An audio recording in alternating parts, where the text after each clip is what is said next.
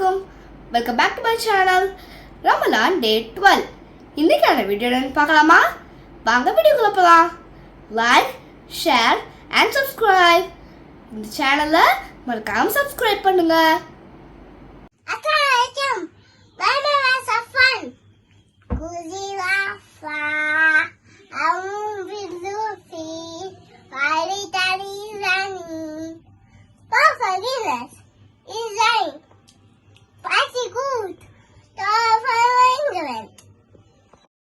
பெருந்தன்மையை மேற்கொள்வீராக, நல்லையை ஏவுவீராக, அறிவீனர்களை அலட்சியம் செய்வீராக.